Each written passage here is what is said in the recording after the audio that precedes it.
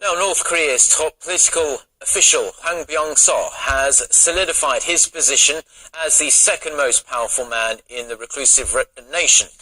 Pyongyang's state-run Korean Central Television said on Wednesday that Hwang was a member of the political bureau under the Central Committee of the Workers' Party in addition to his current post as top political officer in North Korea's military.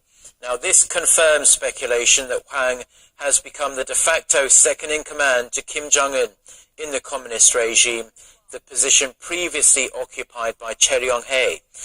Analysts say that Hwang's promotion might have been decided back in February when Kim presided over a meeting to deal with personnel reshuffling.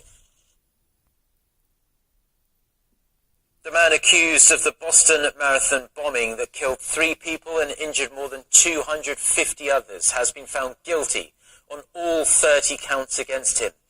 21-year-old Dzhokhar Tsarnaev must now wait for the jury to decide whether or not he will face execution, as more than half of the charges carry the death sentence. The sentencing part of his trial is expected to start next week. The verdict comes nearly 2 years after the attack when 2 bombs Tsarnaev and his brother Tamerlan planted exploded, as you can see there near the finish line of the race. A private research institute in Korea says it's found documentary evidence of the Japanese military's forcible recruitment of women for sexual slavery before and during World War II. Tokyo has maintained that there is no evidence to back up this accusation, but our Aljinju reports this document suggests otherwise. The Japanese government says there is no evidence that Japan had forcibly recruited women for wartime sex slaves. But now, a Japanese document recently found by the Busan-based Korea-Japan Culture Research Institute is countering this claim. The document is a certificate issued in 1940 by Yoshihide Hayashi, who was at that time commander of the Taiwan Army Research Section. The certificate was intended for a director in charge of what they called comfort women stations. It says the director will be taking comfort women by force to Japan's army units in China and adds that these women are essential to the troops, so make sure that there is no difficulty for the director in making the crossing. Kim Moon-gil, head of the research institute that found the document, points out its significance. It is a document showing that the Japanese army ordered the recruitment of the sex slaves. This is the first document that actually used a word that means forcibly took away. On the document, the name and address of the director in charge of the brothels were erased. According to Kim, the absence hints that Tokyo is trying to deny its wartime atrocities when there's clear evidence. All the names of the comfort women are also erased in the documents with black markers. It just shows that the Japanese government is trying to hide its past wrongdoings. The institute found the document in a compilation of Japanese records published in 1997 by the Asian Women's Fund. The fund was set up by the Japanese government in the early 1990s to compensate victims of the country's military sexual enslavement before and during World War II. Oh Jin-ju, Arirang News. We start with Japan's latest attempts to distort history, and this example stretches back centuries to ancient times. A Korea-based media outlet is reporting that Tokyo is strengthening its historical claims that it ruled over Korean territory around the time of the Gaya Confederacy. The theory of Imna, or Mimana in Japanese, comes from Japanese scholars who claim that Japan established a military outpost in Gaya during Korea's ancient Three Kingdom period and ruled over the territory from the end of the 4th to the 6th century. Now, this Imna theory, which remains a disputed issue, is presented as a widely accepted theory in most middle school history textbooks, these that were recently approved by the Japanese government, as well as on its Culture Ministry's website.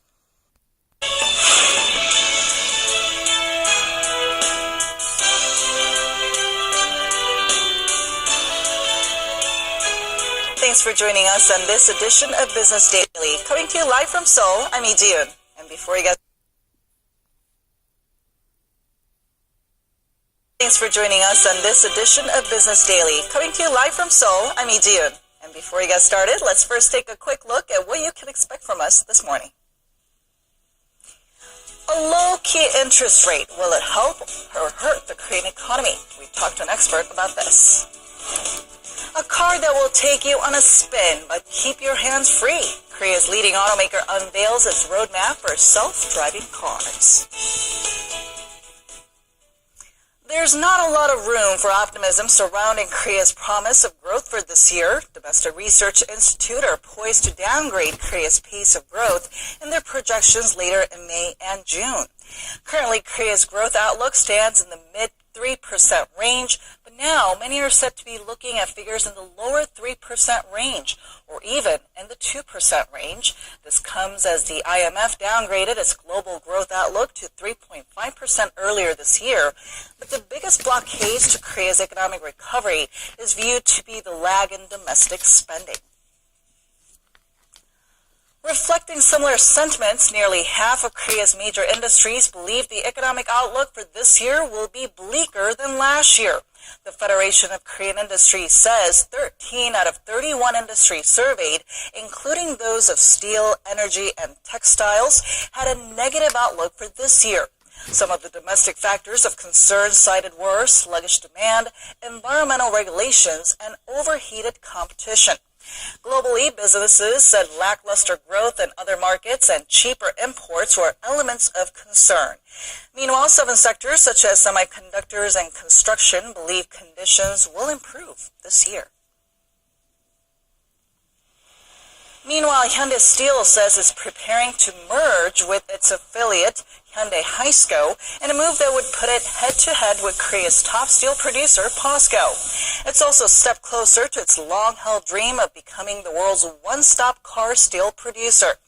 Haisco produces automotive steel pipes and steel sheet products for sister company Hyundai Kia Motors. The takeover, which has been in the works for 2 years, will be completed by July 1st. Driving can be a very tiresome experience, especially if you're sitting in front of the wheel for very long stretches of time. This is why driverless vehicles are becoming an increasingly attractive idea, not only for drivers, but also for automakers.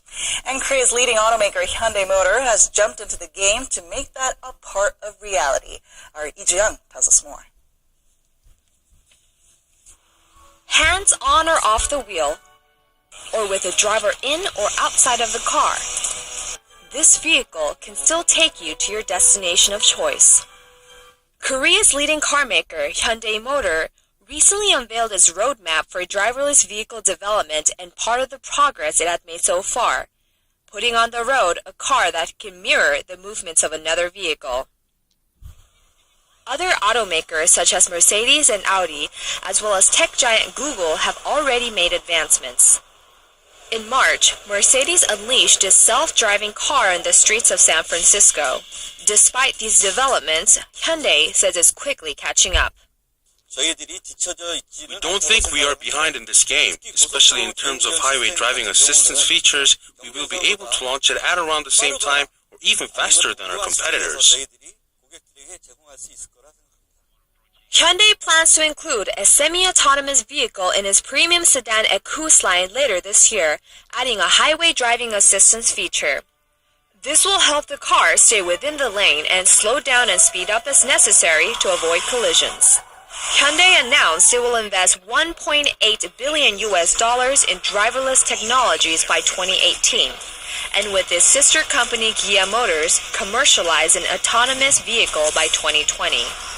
These developments all come as expectations grow for self-driving cars, not only for their added convenience, but also for enhanced safety on the roads. Coming up today, Korea's central bank keeps its key interest rate unchanged for April following last month's surprise rate cut to a record low of 1.75%. The Japanese government continues to push its historical revisionism, this time promoting widely discredited claims that Japan ruled part of Korea many centuries ago. First, US Defense Secretary Ashton Carter arrives in Seoul this afternoon to discuss regional issues, including North Korea's nuclear and missile threats. These stories and more coming right up.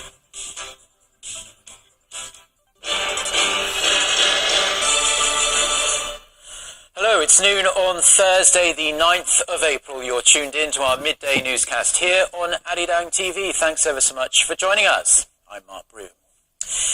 We start with efforts to counter Japan's attempts to distort its historical wrongdoings. A private research institute in Korea says it has even more evidence to show that the Japanese military forced Korean women into sexual slavery before and during World War II. Despite the weight of historical evidence, the Abe administration in Japan continues to deny the women were coerced into serving soldiers. Oh Jin-ju starts us off.